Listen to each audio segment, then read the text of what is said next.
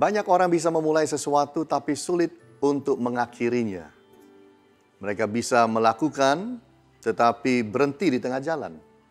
Dalam hal bisnis bisa terjadi, dalam hal studi bisa terjadi, dalam hal berumah tangga bisa pula terjadi, bahkan dalam hal pelayanan. Itu sebabnya Alkitab mengajarkan kepada kita supaya kita itu tidak kendor semangat kita, api dalam diri kita, supaya kita mampu menyelesaikan apa yang kita awali dan mulai. Di dalam Roma pasal 12 ayat yang ke-11 dikatakan, janganlah hendaknya kerajinanmu kendor, biarlah rohmu menyala-nyala dan layanilah Tuhan. Saudara, Alkitab mengajarkan kepada kita bagaimana caranya supaya api dalam diri kita tidak kendor. Bagaimana Tuhan mengajarkan kepada kita supaya semangat itu boleh tetap ada. Saya ketika merenungkan ayat ini, ada 3 elemen penting yang harus kita lakukan. Nomor 1 adalah hidup dipenuhi Roh Kudus. Ketika seseorang dipenuhi Roh Kudus, maka kehidupannya akan berubah.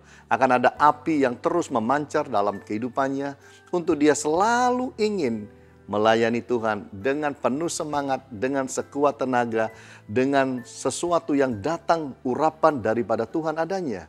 Itu yang terjadi pada murid-murid Tuhan Yesus ketika mereka mengalami akan pencurahan Roh Kudus dalam hidup mereka. Mereka melayani dengan semangat, dengan luar biasa.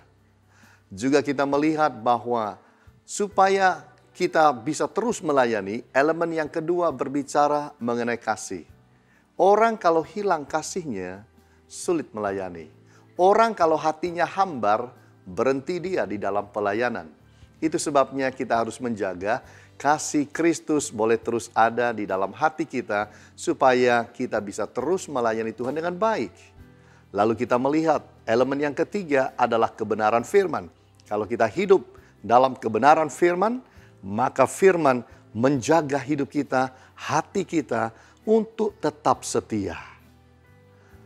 Saudara, mari dalam hidup saudara dan saya, kita jaga 3 elemen penting dalam hidup ini supaya kita tidak kendor, terus berapi-api di hadapan Tuhan.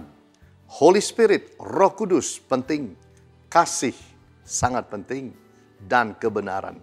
Dengan demikian, hidup kita akan selalu jadi berkat. Tuhan Yesus menyertai memberkati kita semua.